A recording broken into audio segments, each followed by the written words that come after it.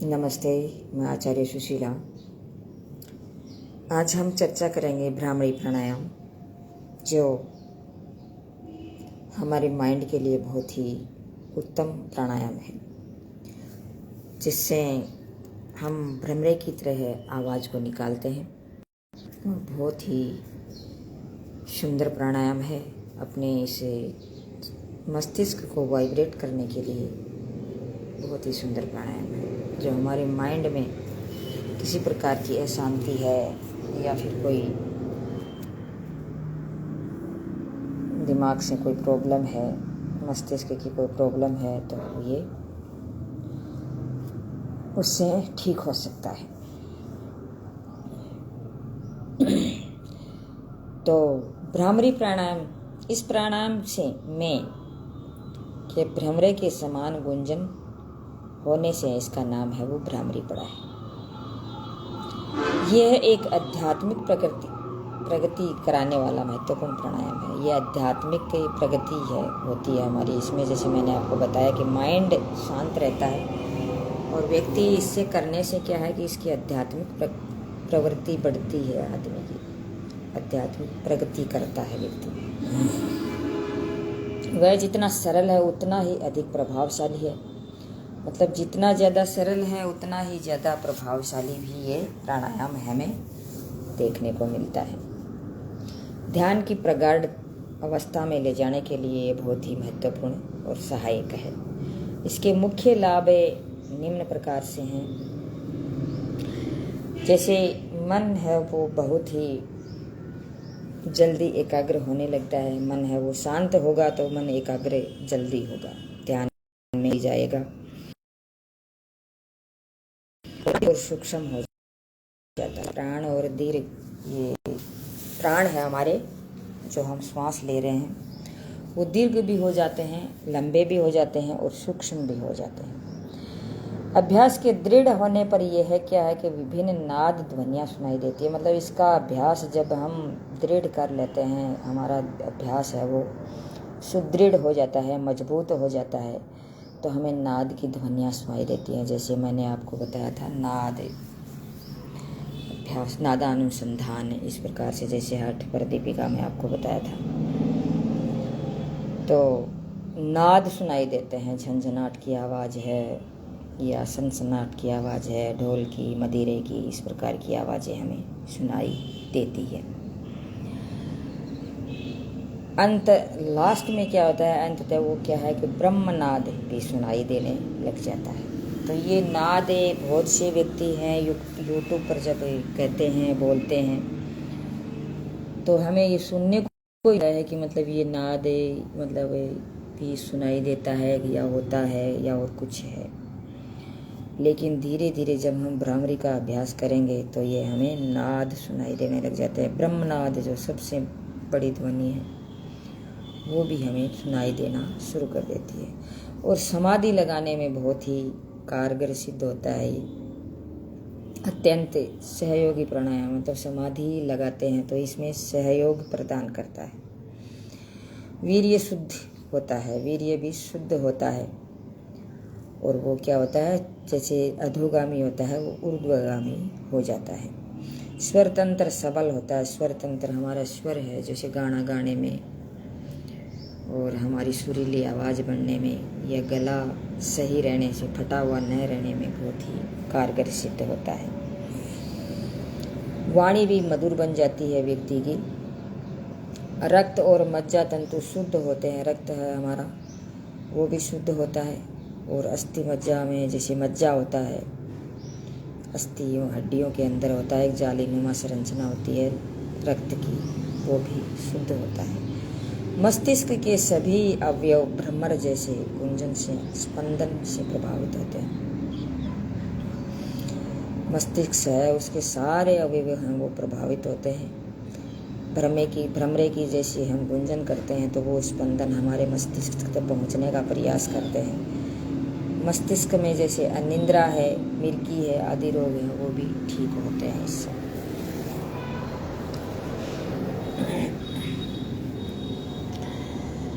और आवृत्ति है, जब करें तो मतलब एक एक 2 2 3 3 से शुरू करें और फिर आवृत्ति आप बढ़ाएं। विशेष बात ये है कि ध्यान गुंजन की ध्वनि पर रखें। ध्यान हमें क्या करेंगे, विशेष बात है इसमें कि ध्यान हमें जैसे गुंजन कर रहे हैं तो गुंजन की ध्वनि है उस पर रखें। गुंजन व लयबद्ध होना चाहिए। अंतिम आवृत्ति में श्वास भरने से पूर्व अंगूठे को कानों से बाहर निकाल देना चाहिए। मतलब कानों में जो हम अंगूठा लगाते हैं उसको लास्ट जो ध्वनि गुंजन करते हैं, अंतिम आवृत्ति में जब हम श्वास लेते हैं, लेने से पूर्व है क्या है उसको अंगूठे को बाहर निकाल दें। और इसकी विधि है वो जैसे पद्मासन में, वैसे ही पद्मासन में बैठे हैं, रीढ़ और गर्दन है वो हमारी सीधी रखें, आंखें कोमलता से बंद रखें। दोनों हाथों के अंगूठों को कानों में लगा दें, कानों में लगा लें। पहली 2 अंगुलियां हैं वो अपनी आँखों पे रखें और एक अंगुली जैसे रिंग फिंगर है यहाँ, और ये छोटी अंगुली है ये नीचे रखें। इसे इस प्रकार से इसको रखें।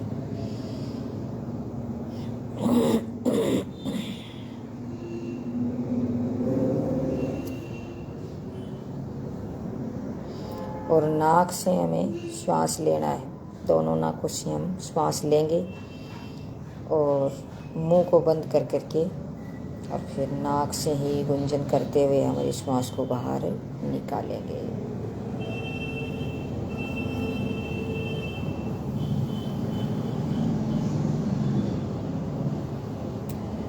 और श्वास को अंदर रोकना है थोड़ी देर के लिए, फिर श्वास को बाहर धीरे धीरे श्वास को बाहर निकालना है।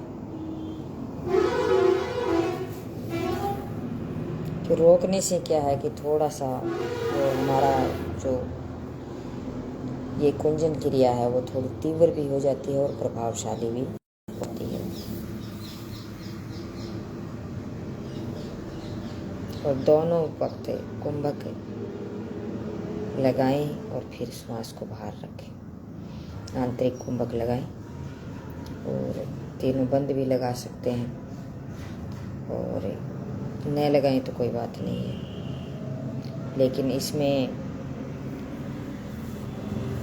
वो अपना क्या बोलते हैं वो मूल बंद है वो लगा सकते हैं।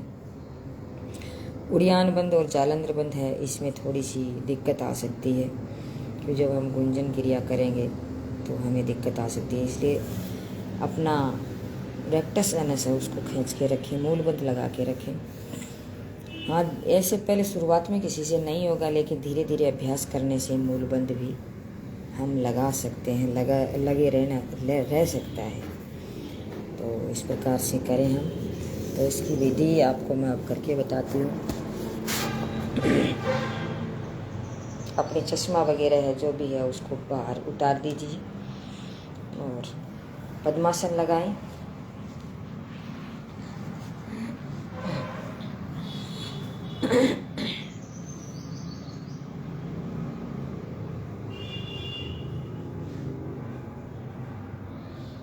दोनों अंगूठे अपने दोनों कानों में लगाएं, श्वास भरें। 2 अंगुलियां अपनी आंखों पे लगाएं। एक रिंग फिंगर है हमारे नाक से नीचे होठ पर लगाएं और छोटी अंगुली है यहाँ नीचे लगाएं। कुंभक की स्थिति में थोड़ा सा रुके, फिर भंवरे की सी आवाज़ हमें निकालनी है। फिर से श्वास भरें।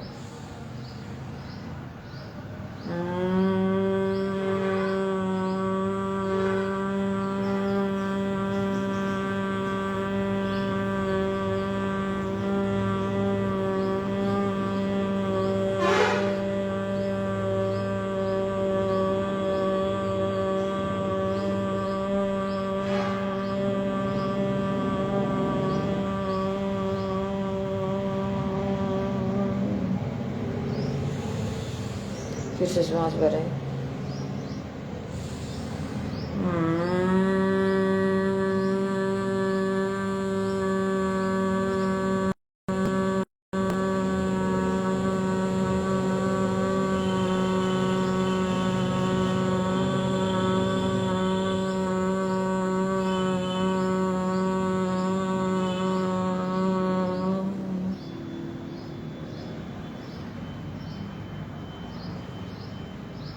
फिर अपने लास्ट आवर्ती में अपने कानों से अंगूठे निकाल दें, श्वास भरें।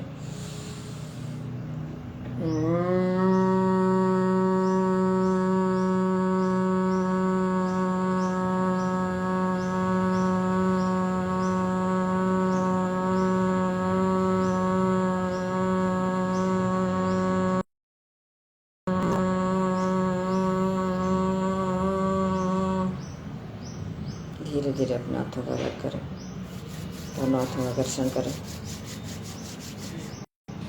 अपने आंखें लगाएं।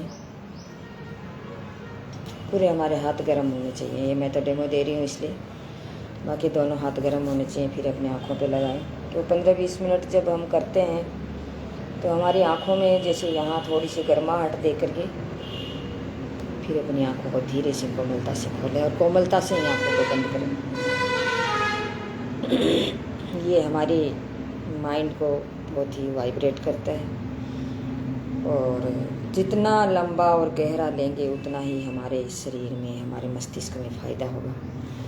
तो जितना हो सके उतना लंबा लेने का प्रयास करें और गुंजन हमारे दिमाग तक पहुंचने का प्रयास करें, क्योंकि हमारा दिमाग है वो वाइब्रेट होगा। जितना लंबा और गहरा होगा उतना ही लंबी हमारी ध्वनि हम निकाल पाएंगे। नहीं तो जैसे हम खाली इतने में छोड़ देंगे। और अगर हम योग करेंगे हमेशा या हम योग करेंगे तो हमारी जो ये श्वास है लंबी हो जाएगी तो हम ये अपने दिमाग को वाइब्रेशन जो पहुंचाएंगे वो लंबे टाइम तक पहुंचा पाएंगे। इसलिए इसमें हमें ये ध्यान रखना है। तो आज बस इतना ही। जय हिंद, जय भारत। मैं आचार्य सुशीला अपनी वाणी को विराम देती हूँ। जय हिंद।